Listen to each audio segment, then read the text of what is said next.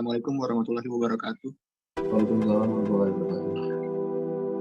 Saya Agung Firmansyah dan rekan saya Umaydi Rijal Febriawan ingin mempresentasikan tugas manajemen proyek informatika dengan aplikasi yang kita buat, aplikasi Sistem Informasi TU SNKN 12 Rangkas Bitung. Aplikasi Sistem Informasi TU SNKN 12 Rangkas Bitung, durasinya kita membutuhkan waktu selama 29 hari, dimulai dari tanggal 1 bulan 12 tahun 2022, selesai dengan tanggal 10 bulan 1 tahun 2023. Aplikasi Sistem Informasi TU SNKN 12 Rangkas Bitung mencakup dalam 4 tahap. Tahap pertama persiapan dan perencanaan, tahap kedua analisis, tahap ketiga desain dan pemrograman, tahap keempat implementasi.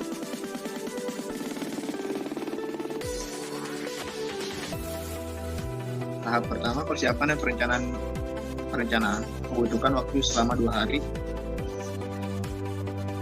Tahap yang pertamanya ada membuat kesepakatan awal dengan klien, membutuhkan waktu selama 1 hari, dimulai dari tanggal 1 bulan 12 tahun 2022, selesai dengan tanggal 1 bulan 12 2022. Dikerjakan oleh project manager. Tahap keduanya ada pembentukan tim project, membutuhkan waktu selama 2 hari, dimulai dari tanggal 2 bulan 12 2022, diperkirakan selesai dengan tanggal 5 bulan 12 2022. Project manager. Lalu ada tahap analisis, membutuhkan waktu selama 5 hari.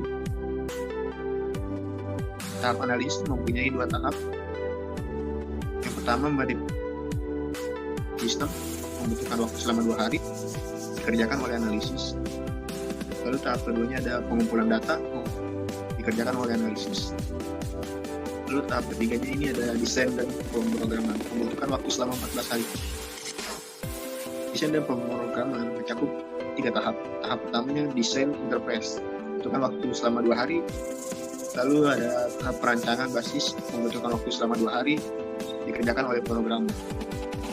Lalu ada pemrograman aplikasi, membutuhkan waktu selama 10 hari, dikerjakan oleh pemrogramer. Lalu tahap terakhir ada tahap implementasi, membutuhkan waktu selama 9 hari. Tahap implementasi mempunyai 3 tahap. Tahap pertama mengembangkan program, membutuhkan waktu selama 4 hari. Tahap keduanya menginstal dan menguji sistem, membutuhkan waktu selama 3 hari, dikerjakan oleh programmer tester. Lalu tahap ketiganya pelatihan kepada user, membutuhkan waktu selama 2 hari, dikerjakan oleh programmer tester. Untuk lebih lengkapnya penjelasan mengenai CPM akan dijelaskan oleh rekan saya Umaydi Rijal. Padanya disilakan. Ya, terima kasih untuk rekan saya Agung Firmansyah. Untuk metode CPM ini, di sini ada diagram CPM, ada rumus. Nah, untuk sebelum masuk ke diagram CPM dan juga rumus, sebelumnya kita harus membuat ini namanya workflow ya. Untuk workflow sendiri itu didapatkan dari sini yang ada pada Microsoft Project. Di sini yang dimasukkan. Di sini membuat kesepakatan awal dengan klien 1 hari, pembuatan proyek 2 hari, dimasukkan ke workflow. Nah, dengan membuat kesepakatan awal dengan klien dengan kedua, di sini planning activity control dikarenakan ini awal mula kegiatan ya. Dan durasinya di sini dimasukkan 1 hari, pembentukan tim proyeknya di sini 2 hari.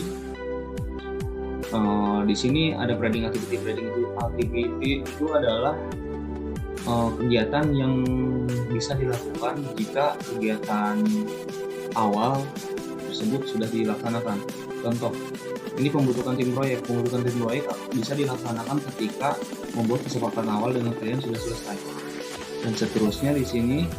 Nah, untuk yang nomor 5 ini desain interface yang ada pada sini.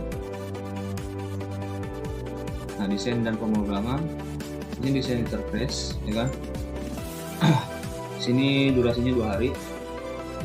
Nah, untuk desain interface sendiri ini bisa dilaksanakan ketika kegiatan D sudah dilaksanakan, yaitu pengumpulan data.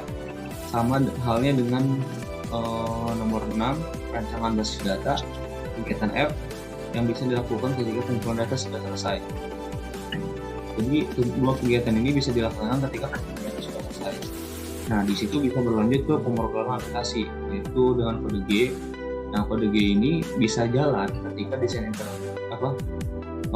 interface dan rancangan bus sudah selesai, baru kegiatan pemrograman aplikasi ini bisa berjalan.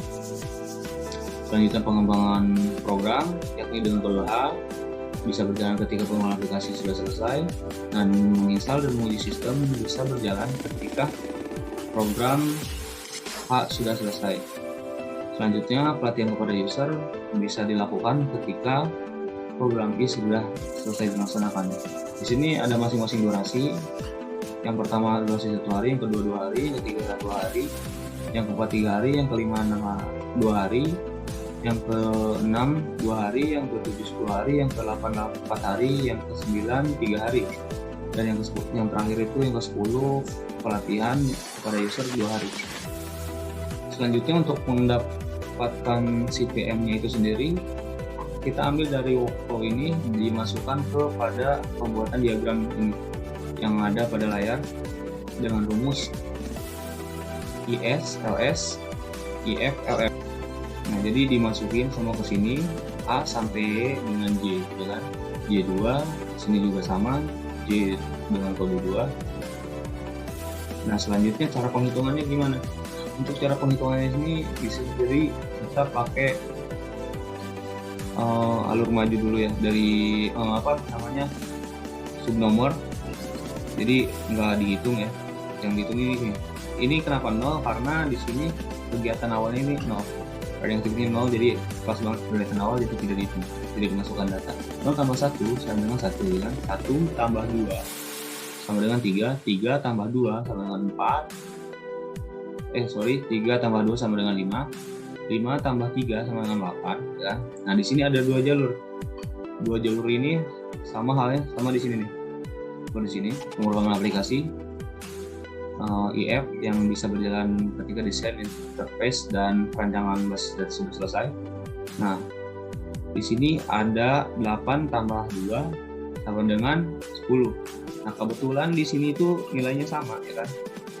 E sama dengan 2, F sama dengan 2, jadi hasilnya sama-sama 10, jadi dimasukkan 10.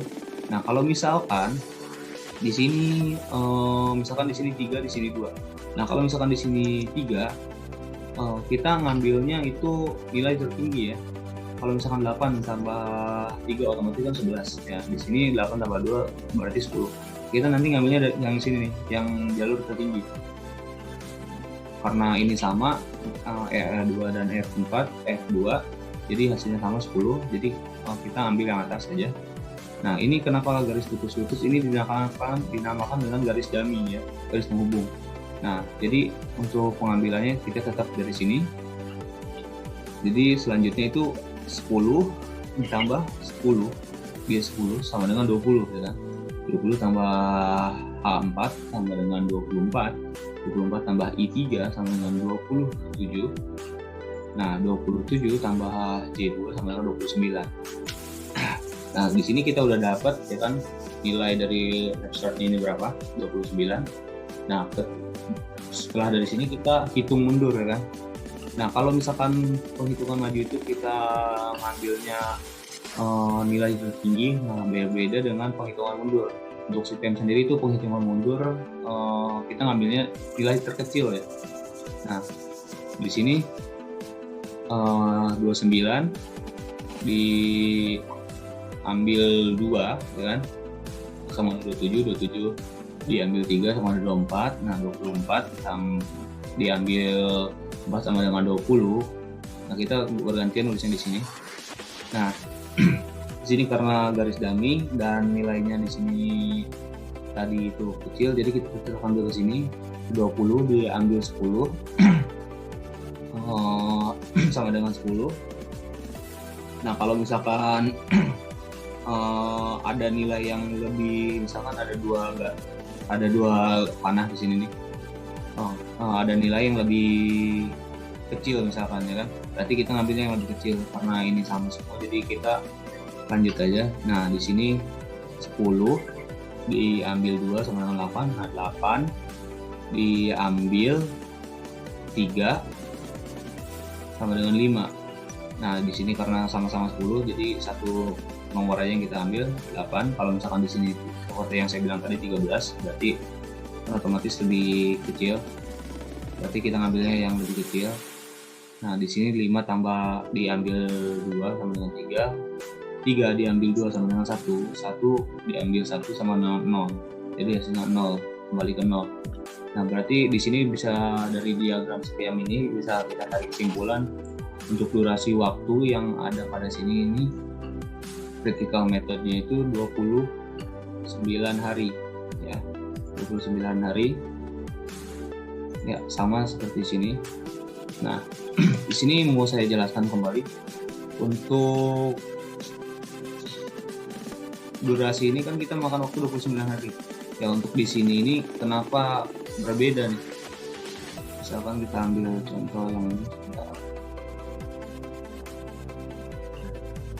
Nah, di sini kan selesai pada tanggal 8 bulan 2 tahun 2023 ya. Nah, sedangkan di sini selesai tanggal 10 bulan 1 2023. Kenapa berbeda? Nah, karena di sini itu apa ya namanya, penghitungannya itu, nah kalau misalkan dari persiapan dan perencanaan ini semua sudah ngesub ya kan. Nah, jadi ini ada istilahnya auto schedule ataupun manual schedule ya kan. Nah, di sini itu pertanggalan di sini itu untuk hari libur nasional itu tidak dihitung ya kan. Nah, berbeda sama di sini. Kalau misalkan kita mau memaksakan untuk sampai tanggal segini, itu berarti kita memakan waktu sekitaran bukan 29 hari tapi 50 hari. Jadi kita ambil contoh misalkan di sini tanggal 8 ya bulan 2. Nah, seperti ini 25 hari. Karena dia itu nggak hitung tanggal libur. Ya kan, jadi diterabas terus. Nah, beda sama sini. Kalau sini karena ini cuma judul ya kan. Nah, kalau misalkan sebenarnya yang dipakai ini aja. Nah, ini karena mereka ini perencanaan pekerjaan, jadi mereka aplikasi ini menghitungnya untuk tanggal libur nggak dihitung. Kita balikin lagi ke tanggal 29 hari ya. Di sini berikutnya ini kita masuk ke bagian cost ya, laporan. Nah, di sini ada laporan cost overflow. Di sini ada laporan keuangan ya kan. Di sini ada laporan keuangan. Baseline cost-nya ini 7.920 kan, remaining cost-nya ini 6.440 dan cost variance ini 1.480. Jadi semua di aplikasi ini sudah lengkap untuk pengeluaran masukan serta marginnya. Juga ada yang namanya, nah di sini udah dijelaskan fixed cost aktualnya ini imported semua. Di sini total cost-nya ada harga-harganya di sini semua. Ya, di sini ada, price-nya ada, dan aktualnya sini 0, remaining-nya ada semua. Dan di sini diagram yang kita peroleh dari pengerjaan aplikasi tersebut.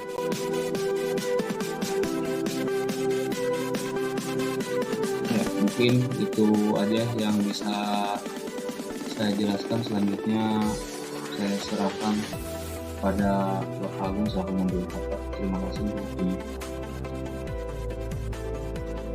Oke, terima kasih Saudara Humaydi Rizal Kurniawan. Ya, cukup sekian dari presentasi dari kelompok kami. Kurang lebihnya mohon maaf. Wabillahi taufiq wal hidayah. Assalamualaikum warahmatullahi wabarakatuh. Waalaikumsalam.